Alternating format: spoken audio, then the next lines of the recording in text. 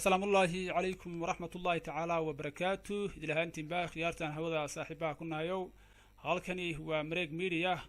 taariikhdu waxa ay dul hoganaysaa bishii 3aad 17keeda 2022 waa habeenimo ay khamiis soo galayso qodobada warkeena ugu door korona caawa idinku haynana waxa kamid ah deegaanka Soomaalida oo la sheegayo in ay roobab ka curteen ciidamada TPLF ee ka dagaalama gobolkaasi Tigray oo la sheegayo in ay u eg tahay in deegaanka dib ula wareegi doonaan maxaa ka jira ciidamada xooga dalka Soomaaliya in farmaajo dartiis loo kala qaybinayo Erdogan oo sheegay in Sacuudigu ay ku codsadeen in laga iibiyo diyaaradda droonka ee dalkaasi Turkigu sameeyay dalka Sacuudiga oo la sheegay inuu ka qayb galayo dowladtuska dalkaasi Greega uu sameeyo oo khilaaf weyn ka dhaxeeyo dalkaasi Turkiga qodobadaas iyo qodobo kale oo dheeraad ah ee barnaamijkeena ku maqli doontaan haddii ay barnaamij ka noqdo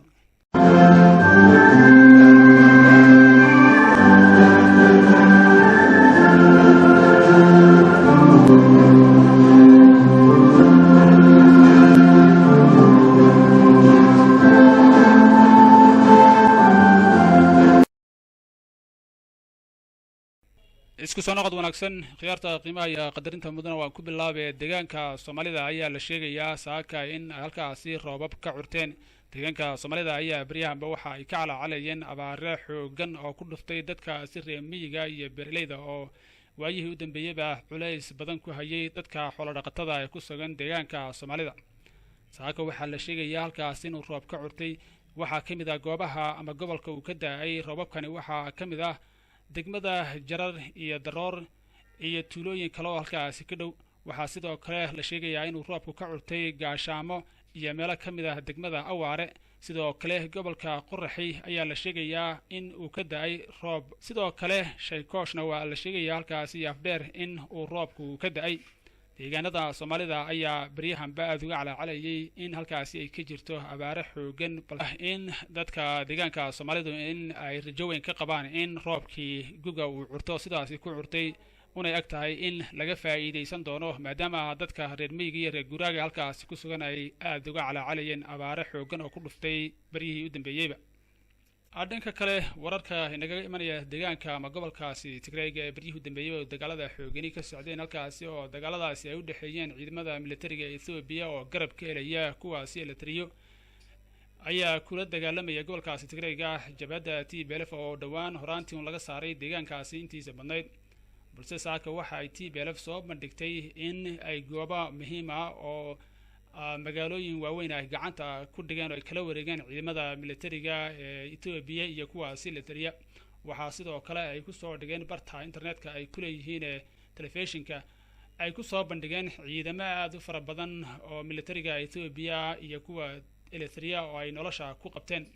waxay halkaasi aad ka arkaysay videogaasi ay soo gudbiyeen dabaaldegyo ay ku muujinayaan in ay u muuqato in ay soo rogaal celiyeen gacantana ay ku dhigeen deegaankaasi Tigray intii ugu badnayd waxay sheegteen in magaalooyin waaweyn oo caasimadaha ay TPLF waqtigan xaaliga ka aramiso ay xoog kula wareegtay dhawaan u baahayd markii ra'iisul wasaaraha dalkaasi Ethiopia badeer ku jeediyay in dhalinyarada dalkaasi Ethiopia ay qayb ka noqdaan ciidamada militariga taasina waxa ay muujinaysaa in ciidamada militariga Ethiopia ku sugan gobolkaasi ay ku daaleen dagaalkii khasaare lixaadna halkaasi ka soo gaaray deegaanka Tigray ayaa waxa baryahanba hadal hayay beesha caalamka iyo hay'adaha xuquuqul insaanka oo ku eedeynaya halkaasi ciidamada TPLF ciidamadan Eritrea iyo kuwaas Ethiopia inay tacdiyo bini'aadanimada ka dhan ka geysteen halkaasi waxa sidoo kale la sheegayaa in dhawaan markii Mareykanku uu ku dhawaaqay in ciidamada Axmaarada iyo ciidamada Eritrea in laga saaro gobolkaasi in ay u noqotay carcar hor leh in ay la soo baxeen carcar iyo xoog hor leh oo ay kula wareegayaan deegaano muhiim u ah halkaasi oo la sheegayo ciidamada militariga Ethiopia inay baneeyeen dhanka kale maamulka gobolkaasi Axmaarada ee dalkaasi Ethiopia ayaa saaka ku dhawaaqay in loo aqoonsaday deegaano ay ka qabsadeen gobolkaasi ama dadka Tigray ee gobolka dagaalku ka socdo maamulka Axmaarada ayaa sheegay in ay gacanta ku hayaan deegaano kaga maqnaa deegaanka Tigray balse ay dib u soo wareegeen waxa sidoo kale ay sheegeen in dawladda federaalka ay u aqoonsatay in maamulka axmarada in halkaasi uu ka arrimanaya deegaankaasina uu yahay deegaan ka tirsan deegaanka axmarada ku tusaysaa in dowladda federaalka aysan cadaalad fulaynin deegaankaasi dadka ku sugan sida beelaha axmarada iyo kuwaasi Tigrayga. Ethiopia oo la circiiraysa dagaalo xoogan oo ka socda gudaheeda ayaa sidoo kale waxay kula jirtaa dagaal jabhadda Oromiya oo ka dagaalanta gobolkaasi Oromada iyo sidoo kale khilaafka Suudaan iyo Ethiopia oo ku salaysan xuduud dhuleed ay isku haystaan. Dhanka iyo Soomaaliya haddaan u leexano, hogaamiyaha xisbiga wadajir Cabdiraxmaan Cabdishakuur Warsame ayaa sheegay in la wado kala qaybin dhanka ciidamada xoogga dalka Soomaaliya. sida uu sheegay mas'uulkani waxa uu sheegay in ciidamada qaranka ee Soomaaliya la kala qaybinayo sababtuna ay tahay arrin ka timid dhinaca madaxweynaha waqtigiisu dhamaaday mudane Maxamed Cabdullaahi Farmaajo. qoraal uu soo dhigay bartiisa Facebook ayaa Cabdiraxmaan Cabdishakuur waxa uu ku sheegay in aysan xaqiijin karin in udub dhaxaad uu yahiin taliyaha ciidanka xoogga dalka General Ottawa Yusuf Raage iyo taliyaha ciidanka lugta General Bixi. waxaa xog sugan ku helaynaa in ciidamada xoogga dalka loo kala qaybinayo kuwa daacad u ah madaxweynaha xilkiisu dhamaaday mudane Maxamed Cabdullaahi Farmaajo iyo kuwa daacad u ah dalka Soomaaliya. taasina ay ku tusayso in xukuumaddu ay kala qaybisay ciidankii qaranka, qaybina ay hoosta soo gashatay si ay isugu difaacdo, qaybina ay ka dhigayso muuqaal muuqdo ciidamaha oo jira oo ciidamo qaran. taasina ay tahay cadaalad darro ka jirta dalka. mas'uulkani waxa uu sheegay in aan loo dulqaadan karin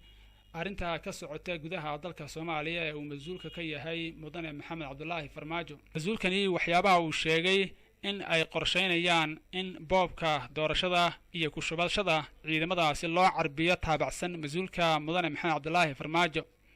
waxaa sidoo kale uu sheegay in ciidamada kalena la rabo in lagu weeraro siyaasiyiinta iyo musharaxiinta dalka Soomaaliya, taasina aysan marra suurtagelaynin. mas'uulku waxa uu sidoo kale talo u soo jeediyey ciidanka xoogga dalka Soomaaliya taliyaha ugu sarreeya oo uu sheegay in uu iska ilaaliyo in uu la sabto qayb ka mid ah siyaasiyiinta Soomaaliyeed. waxaa sidoo kale uu sheegay mas'uulkani Cabdiraxmaan Cabdishakuur in mudane Maxamed Cabdullaahi Farmaajo iyo musharaxiintu ay u siman yihiin dalka Soomaaliya oo waqtigan xaaliga madaxweynuhu uusan sharci ku joogin xarunta dalka looga arrimiyo. si kastaba ha noqotee waxaa la rajaynayaa shir in lagu qabto xarunta Xalane halkaasi oo ciidamada Amisom ay amnigeeda sugayaan, laguna heshiisiyo siyaasiyiinta dowladda federaalka iyo kuwa maamul goboleedyada. shirkaasi ayay ahayd inuu mar hore qabsoomo, balse waxaa la sheegayaa in ay caqabado badani jiraan oo ay hortaagan yihiin. dowladda federaalka waxa ay isku dayaysaa in si kastaba ha noqotee ay shirkaasi burburiso, waa sida ay sheegeen xisbiyada mucaaradka iyo maamul goboleedyada. sidoo kale beesha caalamka ayaa isku dayaysa in ay mid ula fadhiisato siyaasiyiinta Soomaaliyeed sida madaxda maamul goboleedyada oo ay ka dhaadhiciyaan in uu yahay shirkani shir qadiimi ah oo la rabo in ummadda Soomaaliyeed lagu heshiisiyo kadibna ay ka dhacdo dalka doorasho cadaaladi. dhanka iyo wararka caalamka haddii aan u leexano, madaxweynaha Turkiga Recep Tayyip Erdogan ayaa shaaciyey in boqortooyada Sacuudi Carabiya ay ka codsatay in dalkiisa ay ka iibiyaan diyaaradda droonka ee dagaalka ee dalkaasi Turkiga uu sameeyey. madaxweynaha dalkaasi Turkiga Erdogan ayaa warkan sheegay xilli uu ka falcelinayay dhoolatuska military ee ka dhacaya caasimadda Athens, kaasoo ay ka qayb galayaan ciidamada Greega iyo kuwa Faransiiska iyo sidoo kale Masar iyo Sacuudiga iyo Imaaraadka iyo Bahrain. madaxweynaha Recep Tayyip Erdogan ayaa sheegay oo yidhi waa arrin lala yaabo in boqortooyada Sacuudiga ay naga codsadaan inay naga iibsadaan diyaaradaha annaga dagaalka ee aanu soo saaray. dhanka kale iyaga oo la sameynaya dowlatus waddanka uu khilaafku naga dhexeeyay ee dalkaasi Greega.